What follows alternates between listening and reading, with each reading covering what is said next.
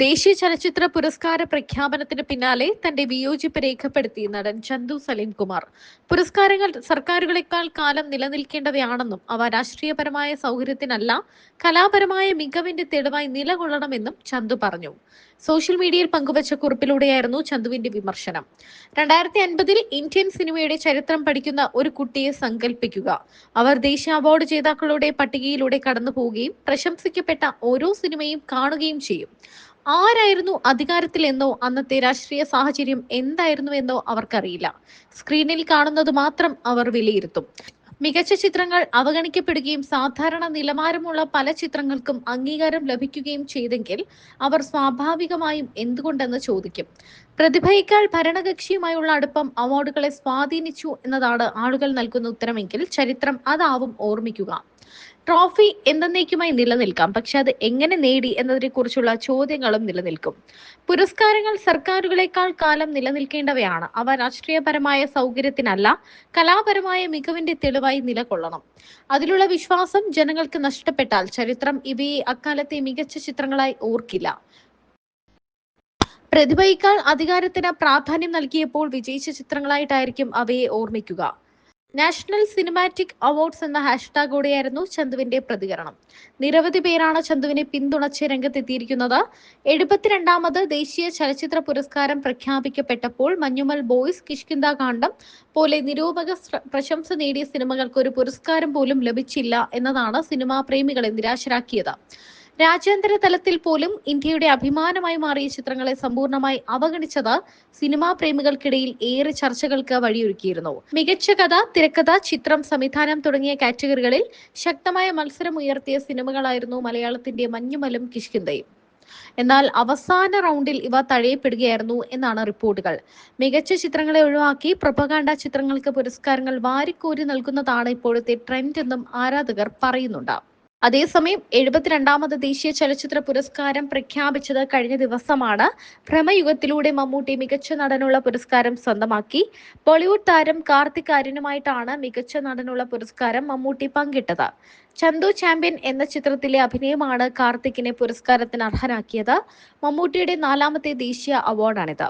ഒരു വടക്കൻ വീരഗാഥ, മതിലുകൾ, പൊന്തൻ മാട, വിധേയൻ, doctor BR Ambedkar എന്നീ ചിത്രങ്ങൾക്കാണ് മുൻപ് മമ്മൂട്ടിക്ക് ദേശീയ പുരസ്കാരം ലഭിച്ചത്. മികച്ച ഛായാഗ്രാഹകനുള്ള പുരസ്കാരവും ഭ്രമയുഗം സ്വന്തമാക്കി. ഷഹനാദ് ജലാലാണ് മികച്ച ഛായാഗ്രാഹകൻ. ആർട്ടിക്കിൾ 370 എന്ന ചിത്രത്തിലെ അഭിനയത്തിന് മികച്ച നടിയായി യാമി ഗൗതമിനെ തിരഞ്ഞെടുത്തു. മികച്ച ഗായികയായി വൈക്കം വിജയലക്ഷ്മി തിരഞ്ഞെടുക്കപ്പെട്ടു. അജയന്റെ 2ാം മോഷണം എന്ന ചിത്രത്തിലെ അങ്ങുവാനക്കോണിൽ എന്ന ഗാനമാണ് വൈക്കം വിജയലക്ഷ്മിയെ മികച്ച ഗായികയാക്കിയത്. അപ്പൊ ഞാൻ അച്ഛനായിട്ടാണ്, ഇവൻ മകനായിട്ടാണ് ചിരിയാണ് ഇവൻ തുടങ്ങുമ്പോ തന്നെ. അങ്ങനെ വേറെ ആരെങ്കിലും ഉണ്ടോ സലീമേണ്ണ കാണുമ്പോ ചിരി കൺട്രോൾ ചെയ്യാൻ പറ്റാത്ത? കൺട്രോൾ ചെയ്യാൻ പറ്റാത്ത ഓഡിയൻസ് നോക്കിയിട്ടില്ലേ? സലീമേട്ട എന്താ പറഞ്ഞു? അങ്ങനെ ഈ സ്റ്റേജിന്റെ കാര്യം പറയുമ്പോഴേ സലീമേട്ട ഒത്തിരി സ്റ്റേജ് ഷോസ് ചെയ്തിട്ടുള്ള ഒരാളാണ്. സ്റ്റേജിൽ മറക്കാനകത്ത് അധികം ഷെയർ ചെയ്യാത്ത ഏതെങ്കിലും ഒരു ഇൻസിഡന്റ് ഉണ്ടോ? എല്ലാം ഷെയർ ചെയ്ത് പോയി. ആണല്ലേ? ഇല്ല, ഞാൻ നോക്കിയൊന്നുമില്ല പോന സമയത്ത്. കണ്ടോ? നോക്കി ഷെയർ ചെയ്യാൻ വല്ല എന്താന്ന് ഒന്നുമില്ലെന്ന് പറഞ്ഞു. എന്തായാലും ലീല ചേച്ചി ഒരുപാട് സന്തോഷമുണ്ട്. കാര്യം സലീമേട്ട ഇങ്ങനെ ഒരു സ്പെഷ്യൽ ഡേയില് മൈൽ സ്റ്റോൺ മേക്കേഴ്സിന് ഓൾറെഡി ഞങ്ങളുടെ ചാക്കോച്ചന്റെ ഇവന്റിലൊക്കെ വന്ന് ചാക്കോച്ചനൊക്കെ ഭയങ്കര ആട്ടലൊക്കെ ആയിരുന്നു. ആണോ? ഞാനും ആട്ടും. അതപ്പോ ഒരു സ്റ്റെപ്പ് മുന്നേ നിക്കായാട്ടാ, അതുകൊണ്ട് ഞാൻ ഇവിടെ കുറച്ചു.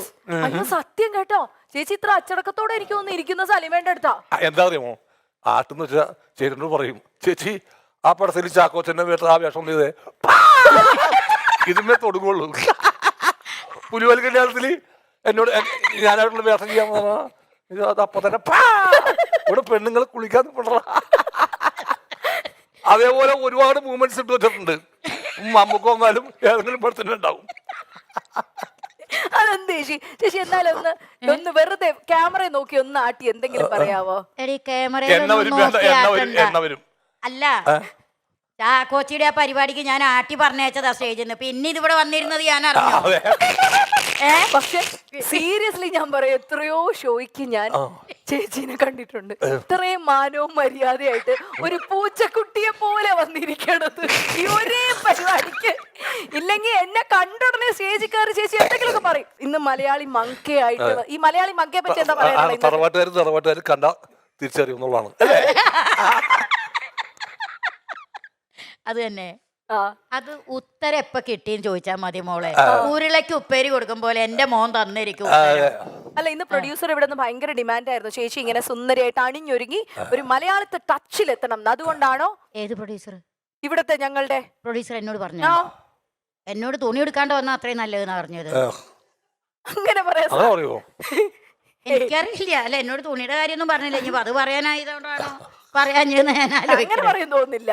അല്ല ഇപ്പോഴത്തെ ഫാഷനിൽ വല്ല നിക്കറൊക്കെ ഇട്ട് വന്നാല് എടി തുണി ഉടുക്കാണ്ടെന്ന് പറഞ്ഞാല് തുണി അഴിച്ചിട്ട് വരിക എന്നാണോ അർത്ഥം?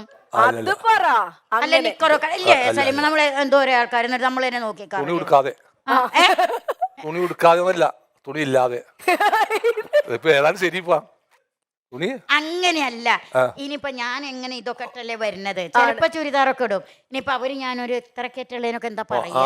ഇങ്ങോട്ട് നോക്ക്, ഇവിടേക്ക് ഇവിടം വരെ ഇറക്കമുള്ളതൊക്കെ ഇട്ട് വരുന്നതിന് എന്താ പറയാ? അത് vogue style. Vogue style. Narayana Swami എഴുതി പഠിക്കണം, എഴുതി പഠിക്കണം അല്ല. മോനെ. എന്നാലും ചേച്ചി ആ കീറിയ ഇപ്പോഴത്തെ ട്രെൻഡ് അറിയില്ലേ സലീമേട്ട? ഫുൾ ഊട്ടയായ ജീൻസും ഷർട്ടും ആണ് എല്ലാരും ഇടുന്നത്.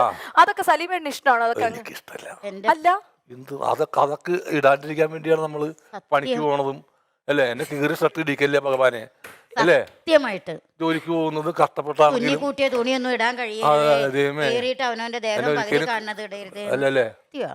കീറി പറഞ്ഞ ഡ്രസ്സുകൾ ഇടിക്കല്ലേ ദൈവമേന്നുണ്ട്. പക്ഷേ അതാണ് ഇപ്പോഴത്തെ ട്രെൻഡ്, ഫുള്ള് കീറിയത്. പിടിച്ചേ കുണ്ടിമ ഇങ്ങനെ പിടിച്ചിട്ട് രണ്ടടി വെക്കുക. അതെ. അല്ല ഏട്ടാ, ഇപ്പൊ അതുപോലെ വേറെ ട്രെൻഡ് ഉണ്ട്, ലോ വേസ്റ്റ് ജീൻസ് ഉണ്ട്, കണ്ടിട്ടുണ്ടോ? ഈ ഏറ്റവും താഴ്ത്തി ഇടത്തുള്ളൂ, അതായത് നമ്മുടെ ആ ബാക്കി എല്ലാം കാണുന്ന രീതിയിൽ. അതിനോട് എന്താണ് സലീമേട്ടന്റെ ഒരു വ്യൂ പോയിന്റ് എന്താണ്? അതെ, ഇത് ചില ഇവിടെ ഇല്ലേ ഇങ്ങനെ ഈ ഫ്ലോറ് അതിന്റെ ഇടക്ക് കുത്തിപ്പൊളിഞ്ഞ പോലത്തെ ഒരു ഇത് കാണാൻ പറ്റും.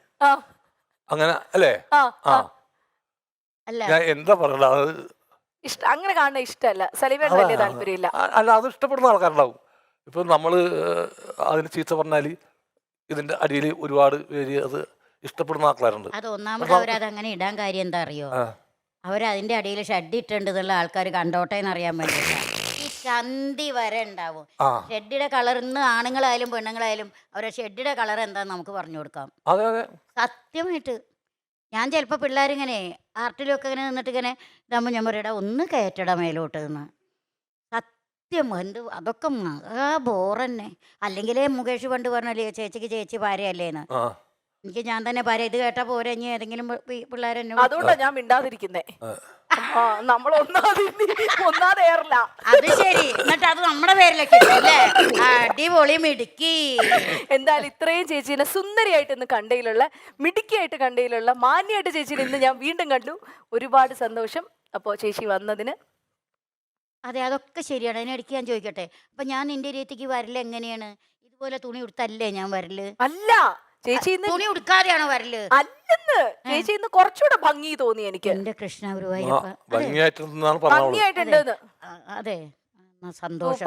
എന്തായാലും ഇത് കുറച്ച് ആൾക്കാരെങ്കിലും കേൾക്കുമല്ലോ അല്ലേ? തീർച്ചയായിട്ടും ഞാൻ ഭംഗിയായിട്ടുണ്ട് എന്നുള്ളത്. അപ്പൊ ആരെങ്കിലും നല്ല വർക്കിന് വല്ല വിളിക്കുമല്ലോ അല്ലേ? പറയില്ല ഞാൻ. എന്തായാലും താങ്ക് യു സോ മച്ച് ചേച്ചി. വലിയൊരു കൈ എടുക്കുന്ന ചേച്ചിക്ക് ഞങ്ങളുടെ ഷോയിൽ ഉടനീളം ഇരിക്കണമെന്ന് റിക്വസ്റ്റ് ചെയ്യാണ് ചേച്ചിയോട്. എന്ത് റിക്വസ്റ്റ് ചെയ്ത്? എന്തിപ്പോ റിക്വസ്റ്റ് ചെയ്തെന്ന് പറഞ്ഞാൽ ഒന്നുമില്ല ചേച്ചി, ഇതേ ഞങ്ങളോടൊപ്പം ഷോ കാണാനിരിക്കണം. അത്രേ. അപ്പൊ എനിക്ക് പോവാലോ അല്ലേ? താങ്ക് യു ആണ്. ഓക്കെ. ഇനി താങ്ക് യു ചേച്ചിക്ക് ഒരു വലിയ താങ്ക്സ് അറിയിക്കുകയാണ്. താങ്ക് യു സോ മച്ച് ചേച്ചി. ഒന്ന് ഫ്രണ്ടിൽ തന്നെ നമുക്ക് ഇരിക്കാം. ഓക്കെ. ഇനി സലീമേട്ട, ഒരു പെണ്ണ് കാണൽ ചടങ്ങാണ് നമ്മൾ ഈ വേദിയിൽ ഒന്ന് റീക്രിയേറ്റ് ചെയ്യാൻ പോണ. സലീമേട്ട കാണാനായിട്ട് ഒരു പെൺകുട്ടി വരാൻ പോവാണ്.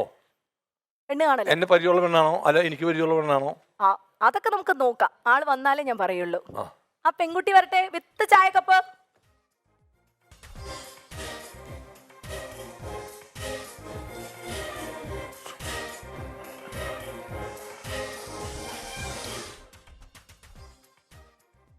നീയായിരുന്നല്ലേ?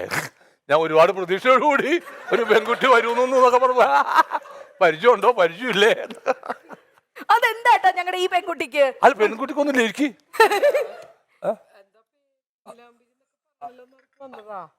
ഒരു വാഴക്കിൽ ഞാനേ തൊണ്ട വരണ്ടിരിക്കാണ്, അപ്പൊ തലക്കടിച്ച് പൊട്ടിക്കണം. ചേച്ചി ചായ നിറച്ചില്ല. പ്രിയങ്ക, ഭയങ്കരമായിട്ട് ഓടിയൊരു ഒരു സംഭവമാണ് അല്ലെ ആ പെണ്ണ് കാണല്. പെണ്ണ് കാണല് അസാധ്യമായിട്ട്. പുലിവാൽ കല്യാണത്തില് അത് കാണാത്ത മലയാളികൾ ഉണ്ടാവില്ല. ലോക മലയാളികൾ ആ സീൻ കാണാത്ത ആളുകൾ ഉണ്ടാവില്ല. എന്നെ ഏത് സ്ഥലത്ത് ചെന്നാലും പേര് നീലാംബരി, അതാണ് എല്ലാവരും ഒന്നായിട്ട് ആ ഒരു ഇത് മാത്രം. അതാണ് ചായ കൊണ്ട് വന്നേ.